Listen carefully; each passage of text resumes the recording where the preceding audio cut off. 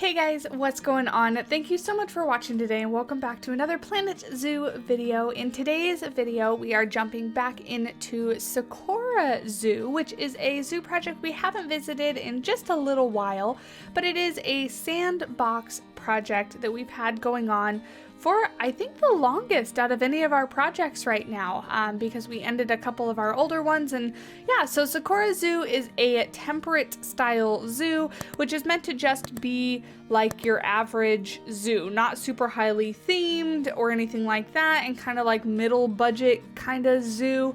I feel like it strayed a little bit from what I originally intended it to be, but that's just because my inspiration has changed and what I've wanted to build has changed. But today we are actually building a habitat for both the capybara and the Nile Lechwe. So I decided that I wanted to build for the capybara in Sakura Zoo, but I see capybara in with a lot of other animals. Specifically, I see them in with some other hoofstock. I've seen them in with like herons and cranes and stuff.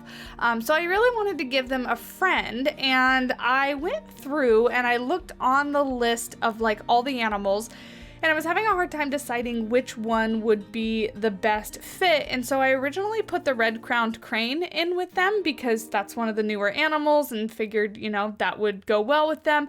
But then the crane just looked massive next to the capybara. I don't know what it was. They just looked like giant and they really didn't fit in with the overall habitat very well. So then I went through and I started looking at different hoofstock species, and I tried the gemsbok. I tried one other one and now I don't remember. Oh, I was gonna try the fallow deer, and then I just ended up landing on the Lechwe because I totally forgot that we got a hoofstock species in the new Wetlands pack.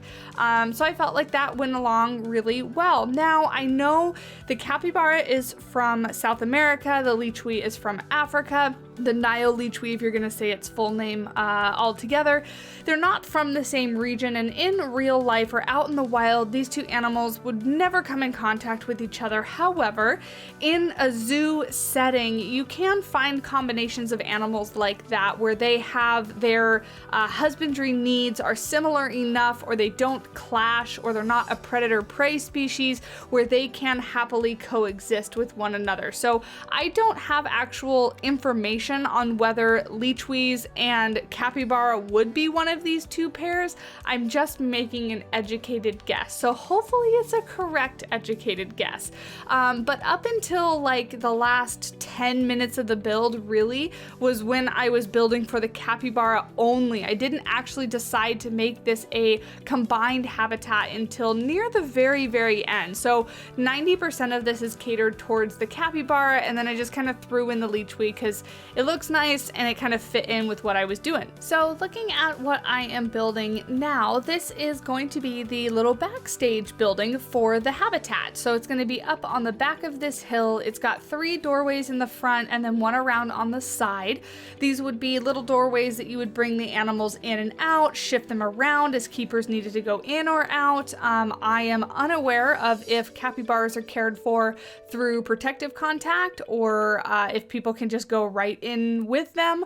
I have no idea because I've never worked with capybaras before. I would imagine they would be a species that keepers could go in with and walk around with, but I could be wrong. They could, you know, secretly be ferocious. Let me know if you guys are aware. I know there's a lot of keepers that do watch my channel, so if you've worked with capybara before and you guys go inside without protective contact and just kind of go in and clean with them, let me know. But anyway, so that's what that would be for, or if you had different groups of animals that needed to go out. This habitat was actually inspired very heavily by a habitat that I am personally familiar with at the San Diego Zoo.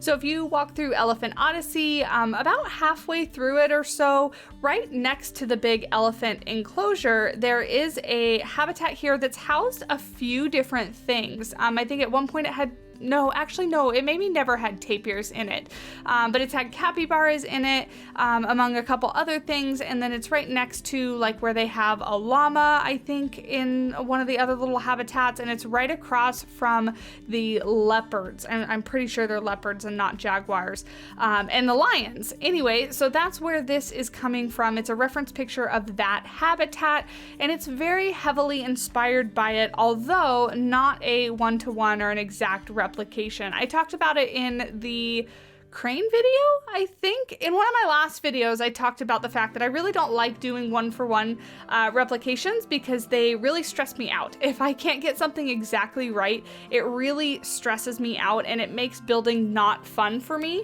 So I love using reference pictures, obviously. I pretty much build off of a reference picture for every single thing I make, but I don't like trying to get everything exact. I like taking different features of things and seeing what looks nice, changing what I want to, and just overall making something that looks pretty, because that's what we're about here on the channel, is playing games and making pretty things. So that's where I am getting this inspiration from, is the San Diego Zoo. And it made me very sad because it made me realize that I actually haven't been to the zoo in a really long time, and I need to. I shared a couple days ago a link to a playlist on my channel for the different zoo vlogs that I have on the channel. I have a couple of the zoo and one of the safari park, or that might be reversed. But anyway, I have a couple vlogs on the channel that are just basically cinematic with me talking over them and walking around the zoo, and it's a huge inspirational thing to do, is watch actual tours of other of people walking around zoos and stuff like that, and looking at real zoos, because a lot of times pictures online don't give you the full view that you need. Like, you might see a structure and really want to build it, or build, you know, inspired by it, but you need like the side picture of it, or something's cut off and you don't quite know how the building ends, or something like that. So it's really, really helpful to go to these places in person and actually check them out that way. So my major takeaway from the reference picture was the fact that this habitat is on a hill and it's kind of tiered. So it's got the elevation where it slopes up to the back, so something very common in zoos, so that way the animal kind of stays in line of sight of the guests wherever it is.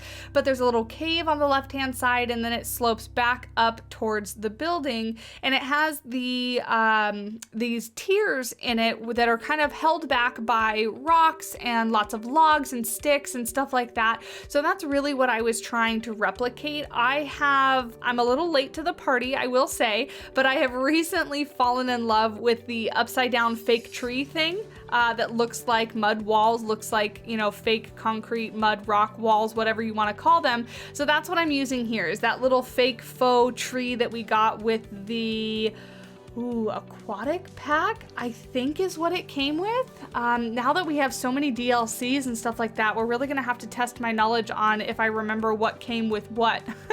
But anyway, using those things turned upside down and recolored, of course, because they are recolorable, and that way they look like little mud walls, like little retaining walls. And then just adding lots of logs and stuff all over the place, and that way it kind of looks cluttered, kind of not. The capybaras actually have a really good traversable area where all of this is pretty accessible to them. I was expecting to put them in the habitat and have them only be able to be like up top, a tiny little skinny path down to the bottom, and then be able to go into the water, and that was about it. But they really honestly can get everywhere. In fact, I had to block off a little bit on the tiered section to the right because they were kind of exploring all over there, and I didn't want them to. I wanted them to stay in the main part of the habitat. But anyway, so it's kind of nice that they actually have lots of traversable area or capabilities.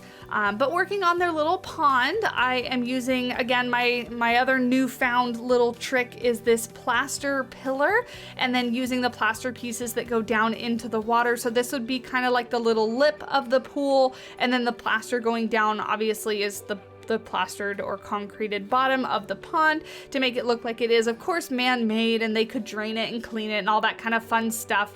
I used to never play with the transparency or the color of the water. However, for whatever reason, recently, I've decided that it's another one of my new favorite things. So we end up changing the water to kind of like a murky brown kind of color, brown green that simulates obviously treated but then dirty water because it's not crystal clear. The capybaras are going to go in and out of it with their little muddy paws and track things in and out and all that kind of stuff. So that's what we end up doing with that. And then talking about the capybaras, so this is the first time that I actually kind of really watched them in game, and it was the first time I actually saw little babies in game because let me tell you, just like many rodents, these guys get busy real quick and they have a lot of babies. I was doing my cinematics and taking the cinematic shots only took me maybe 5 minutes, and all of a sudden I like actually paid attention to what the animals were doing in the exhibit, and there were 8 babies in there from like 4 capybara. They like doubled themselves in a matter of 2 or 3 minutes or so. So let me tell you, if you're gonna have the capybara in a franchise, be prepared for lots and lots and lots of babies because they breed very readily. But the babies are super cute, and they were really funny to watch around. I kind of watched them a little bit for like special animations and stuff like that. I really didn't see too many. Like I was really hoping for a mom and baby interaction. Maybe I just didn't watch them long enough, but I really didn't see anything from them. The babies did try to stick close to mom where they kind of followed her around and stuff like that, but there was no like grooming animation or them playing or anything like that. They kind of just run around and they like only sprint. So they go from like 0 to 50 and that's about it. Those are their 2 speeds. It's like standing or running. They don't really walk around, but they are cute nonetheless. Moving on to some foliage in the game, you can see there I placed down one of the new mangrove trees. Oh, I forget, cypress tree, whatever it's called. Really like it actually. It has a cool texture on the bark. It has some cool detail on the trunk where it's kind of like it's not perfectly cylindrical. There are some like waves or grooves in it, so I liked that a lot. The particular one that I used is the smallest version of it, and I thought it looked the best kind of sunken down into the ground. With some of the trees, when you sink them down into the ground to make them a little bit shorter, they can end up looking a little funky, like if they have some like low-lying branches or some of the leaves tend to get too close to the ground if they don't have like this big long bare trunk. If you know what I mean, you know what I mean. If you don't, then hopefully I'm explaining it well enough. But I just felt like the smallest version of that tree did that the best. So that is what I went with basically. From here on out, I'm basically just duplicating a lot of what I've already done to make the perimeter of this habitat. This habitat was actually really easy for me to make because for whatever reason, I was just in a building mood today and I just didn't stress about the video making process part of it. And what I mean by that is sometimes when I know that I'm recording, I will attempt to build a habitat in a specific way or in a specific order so that I know that it's going to look nice on the speed build. Today I didn't actually worry about that too much, and I was really able to kind of take my time and go through and make like different screenshots is kind of how I describe how I build. So if I'm looking from a certain particular angle, I need it to frame nicely. If I'm looking from a different angle, I need that to frame nicely. And so you can see I'm taking a lot of time and like moving back to the path with my camera to see how the habitat is going to be looking from the guest point of view. And a lot of times I kind of stress, like I said, when I'm recording, I feel like I have to just go through and kind of get the build done. But this morning I actually built this in about 2 hours or so, which is now my goal is to take about 2 hours on different habitats, 2 to 3, especially with my, lack of time recently so that I can actually get content out for you guys, but that's about how long it took me. This stupid little toy. That stupid little toy I was trying to place down and I didn't want it in the water because it's a food-filled little whatever you call that, barrel, and I didn't want it in the water, so I had to find a place where I could place it and it would roll down and not end up in the water. So I eventually did, but that's what I was doing there. Anyway, I decided to put a little waterfall feature. This is something that is in the actual habitat in San Diego as well. The only difference is that this waterfall in San Diego is actually a waterfall off of the elephant's pond, and in this one it's clearly just like man-made plumbing up into the rocks that's pumping the water out over the top to make a little water feature. But I felt like it added some movement to the habitat as well as some height, because the capybaras are pretty short and small, and so between a few of the trees and this waterfall, I wanted to add a little bit of elevation to the habitat as far as the decor and whatnot. But we're basically just finishing off the surrounding perimeter of the habitat, and it's gonna be about done. This one is a good mixture in my mind between like landscaped and like just plants all over the place. So the plants are placed in specific areas, and I feel like it looks well groomed while also kind of looking just like a habitat with plants all over the place. So I'm pretty proud of that. It's one of those habitats where sometimes I build things and I'm like, yeah, it looks good, and other times I build things and I'm like, oh, I really love this habitat.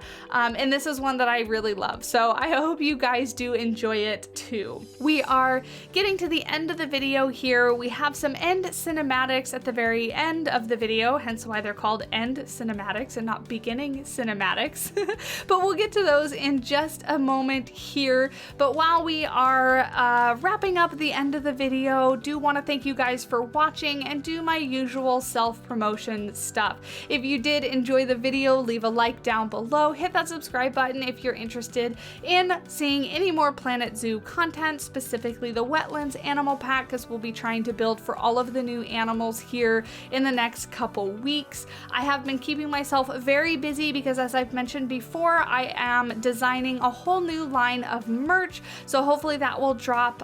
It will drop in stages, so the first thing that's going to come out are some stickers and then hopefully some pins, but keep your eyes out on the channel and my social media accounts for that, because I'm working really hard on the designs and I really hope you guys are going to end up loving them. I really wanted to improve the quality of my merch, so I've brought it in-house where I'm going to be specifically designing and ordering stuff and then handling all the shipping and handling and selling myself. So I really hope you guys are going to enjoy this stuff that I'm putting together.